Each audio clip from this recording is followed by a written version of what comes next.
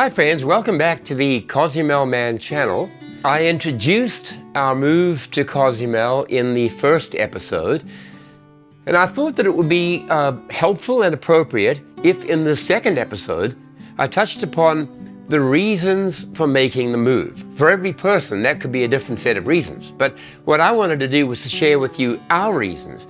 I have one great caution. She's nowhere in the vicinity at the moment, but it's my wife, Janine. She does not like people knowing every detail of our lives. I can't understand that.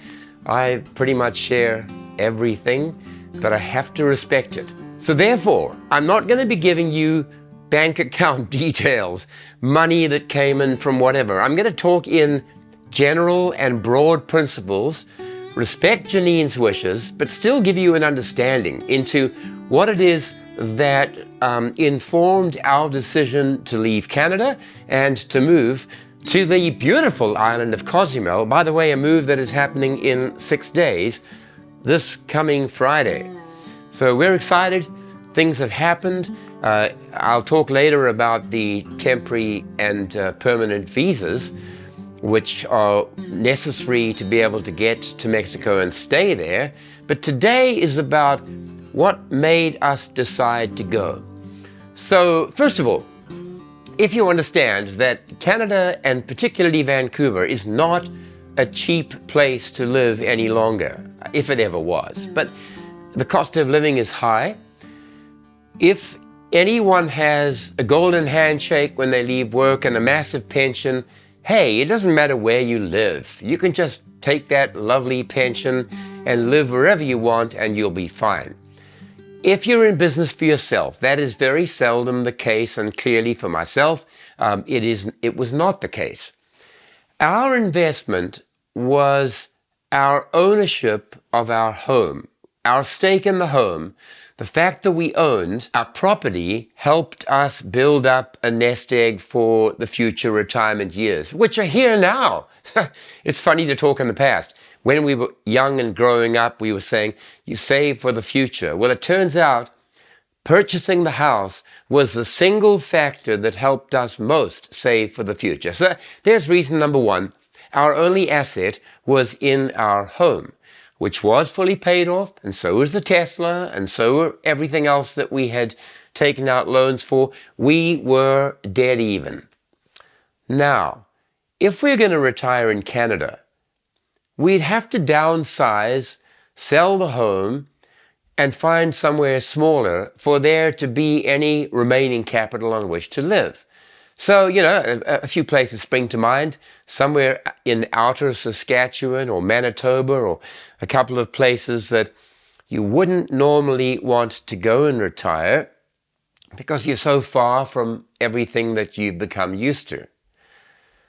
If, in fact, retiring means that you're going to have to lower your standard of living and your accommodation, which is possibly a necessary thing to do, you've got to decide whether, in fact, moving to a lower cost zone can be best done in the country you're already in, or is there some other place that you might want to go to? Let's jump to number two. Number two, I was a scuba diving instructor. I still have great connections with the lovely folks from Trident Dive School, Ricky and Adrian and Caridwin, Lance, Wayne, the whole family. I still see them on Facebook. And I instructed for many years from their school and even independently thereafter. So my first love when it comes to sport and hobbies is scuba diving. It's being underwater. It's being on the reef and seeing the coral and the fish and the interactions, knowing them intimately, having lectured on reef ecology for years. I loved it. I've been, for the last 30 years here in Canada, kind of frustrated at not being able to get back to that. So as much as moving to Mexico is moving to a lower cost zone where the money we make from the house can afford us the ability to live there, it's also a move towards adventure. It's not a move running away from Canada. It's a move toward a life adventure Our first phase was my 40 years in South Africa. Now another 30 years here in Canada has passed. I turn 70 next month. I can't believe it, because 70, isn't that old? Turns out, no, it's the new 60. But anyway, I want to get back, and so does Janine, to the love of diving, the beauty of the water and the reef, and the island of Cozumel is just one of the best places to do that. Of course, everyone makes a claim that their particular tropical destination spot is the best, but Cozumel arguably has the second largest barrier reef. It has beautifully clear waters. It's in the Caribbean basin. What's not to like about the diving on that location? So it was a desire to move to adventure. So it was, how do I make the most of the proceeds from my house sale?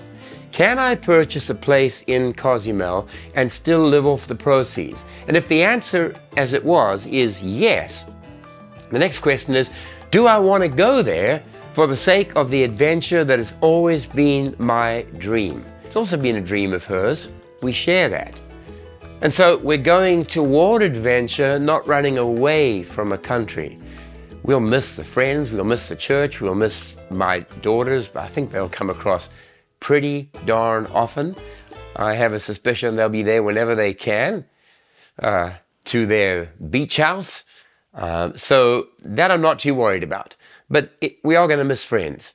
And in this channel here, I'm keeping my episodes short because I want each one to function on one particular thing. So why are we moving? Well, because economically it makes sense. Why are we moving? Because we're moving to an adventure, a dream, a lifelong dream that we are able to realize. And I'm excited, and Janine's excited. And sure, there'll be hardships. And I'm going to document those on this channel. So stick with me, sign up, subscribe and hit notification. Stay with me in the channel. I started off with 2 subscribers and they were family members. Now we're over 130, I think, almost. Sign up, join me, and also sign up on the Model 3 Man channel where I'll keep you informed of all things Tesla. So thanks for watching. I'll see you in the next episode.